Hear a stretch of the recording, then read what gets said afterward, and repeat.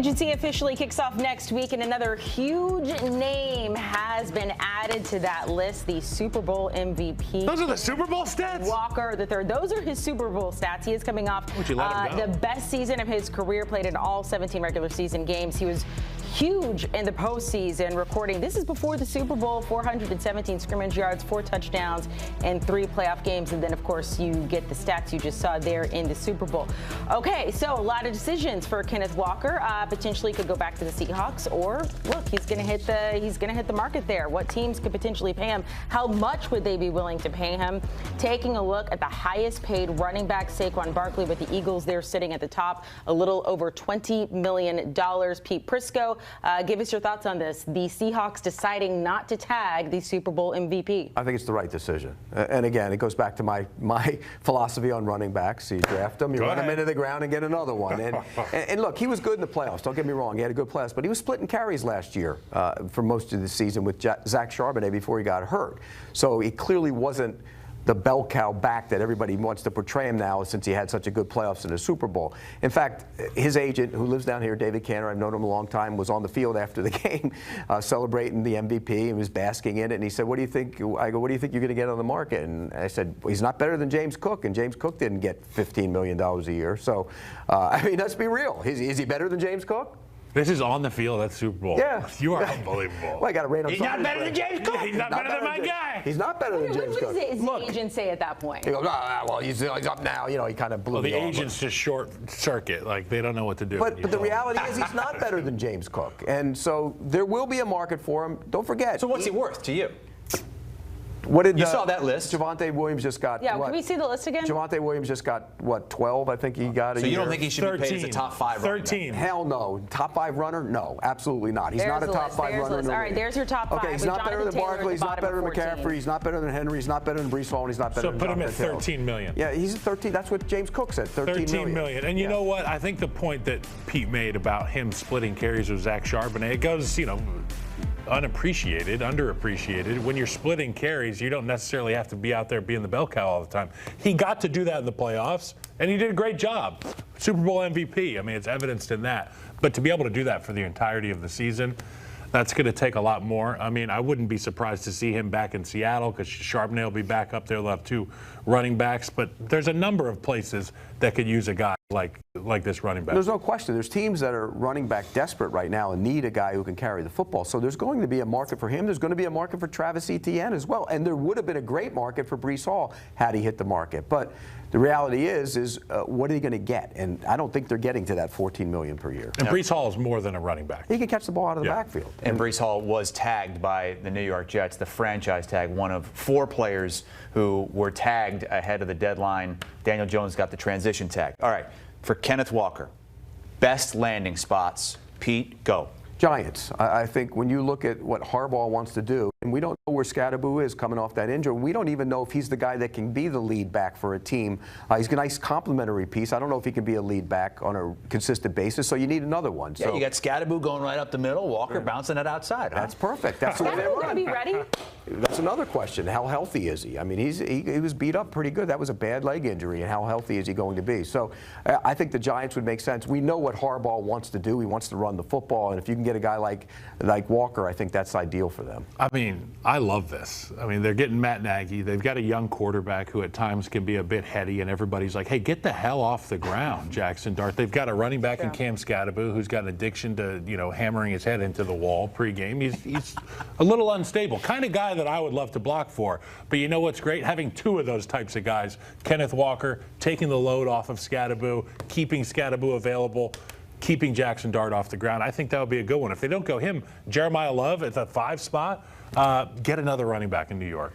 See, personally, before I would pay Kenneth Walker, if I were the Giants or any other team, I'd go into the draft and find a guy like the running back at Nebraska, Emmett Johnson. I think I'd find a guy like that somewhere down the line back who could come Solid. in. Yeah, good player. Not a great player, but will give you good. Now, the one that's really spicy to me, the landing spot that's really spicy to me, and I think the straw that stirred the drink in Kansas City was their physical running game. I think about a guy like this ending up in a place like Kansas City. Eric Bieniemy back in the building for the Kansas City Chiefs.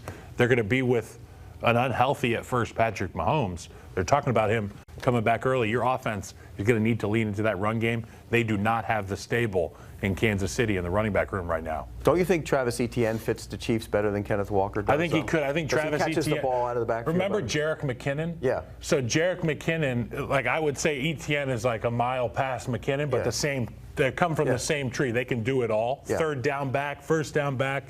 They need those guys in droves. Yeah, I think Etienne would. You hear rumblings that Etienne might wind up in Kansas City.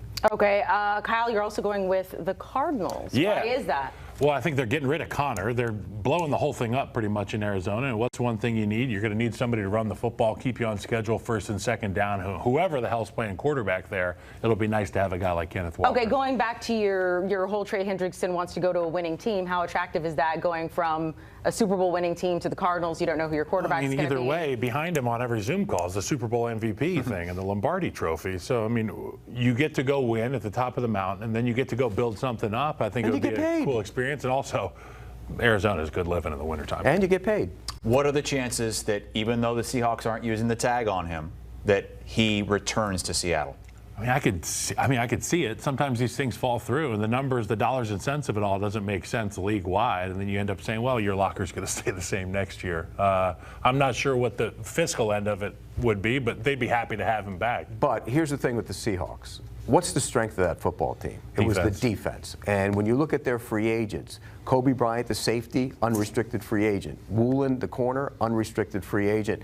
Jobe, the other corner, unrestricted free agent. So I think ideally in their thinking is, we'll use our money on our defensive side of the ball, try and keep as many of those guys as we can, as long as it doesn't get unreasonable, and go win again with defense, and we'll put another Go get the guy from Nebraska. You draft him, you run him into the ground, you let him win Super Bowl MVP, and you let him walk. You sit him right here next to us. It's taken you a long time, but you finally have come through with that. You believe is that it. him like realizing it? Or, he believes in it now. Whatever. I will say reports from local New York media, they are interested in getting another running back along with Cam Scatterbo. Yeah, that's what Pete thought that the landing spot should be. The New York Giants for Kenneth Walker. First running back to win Super Bowl MVP since Terrell Davis of the Broncos. One of those isn't like the others, by the way.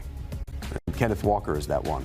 Pete. It isn't like any of the others? Like he just celebrated? He's no Larry Zonka! He's not Zonka. Larry Zonka is a Hall of Famer. Harris is a Hall of Famer. Riggins is a Hall of Famer. Allen's a Hall of Famer. Otis Anderson was a great back that year. He wasn't. He just had a lot of good games. Remind me when Emmitt Smith is a Hall of Famer. Terrell Davis is a Hall of Famer. And Kenneth Walker will not be. I can guarantee you that.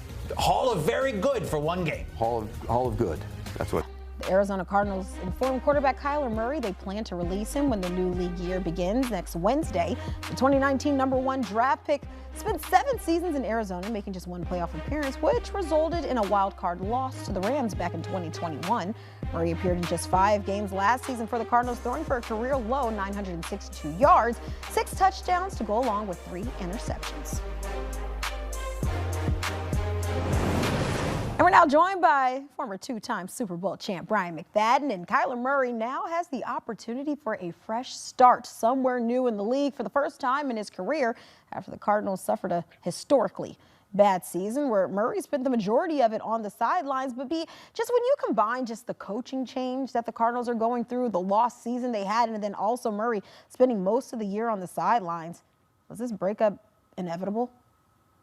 All right, no question. I think we all saw this happening before it became a reality today. You talked about the injury-plagued season for Kyler Murray, a coaching change there in Arizona, a new structure. They're basically resetting the quarterback clock, and it makes sense for both sides, in my opinion, to depart. In terms of Arizona, trying to figure out what's next for them at the quarterback position, and then it makes total sense for Kyler Murray because it felt like his time in AZ was done. And I think this is something that he needs for his career, to be able to revitalize himself as a National Football League.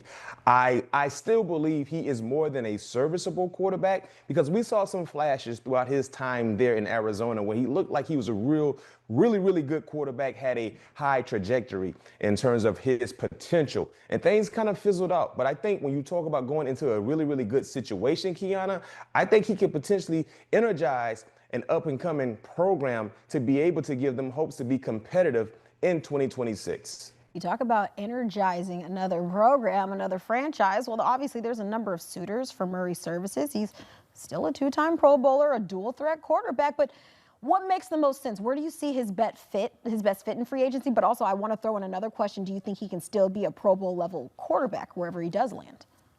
Well, I think the best fit for me, and this is just my personal opinion, is the Minnesota Vikings. And the reason why I'm going with the Minnesota Vikings is because the last veteran quarterback that had a small cup of coffee in Minnesota parlayed that opportunity into a nice contract and most recently won the Super Bowl. Now, I'm not comparing the Super Bowl win to Kyler Murray, but I'm just comparing the road that was traveled for Sam Darnold to Kyler Murray. Because remember, when Sam Darnold became a Minnesota Vikings, he was supposed to be the backup, best case scenario. But because of an injury-plagued season at the quarterback position, he had the opportunity that he needed, and he never looked back. So if you're Kyler Murray, you should look at what Kevin O'Connell has been able to do with veteran quarterbacks under his watch. Kevin O'Connell has been able to get the most out of veteran quarterbacks whenever they have that short stop in Minnesota. And look at the pass catchers you would have the luxury of throwing the football to. Justin Jefferson is still one of the best wide receivers in the game. Jordan Addison is a difference maker. TJ Hawkinson is a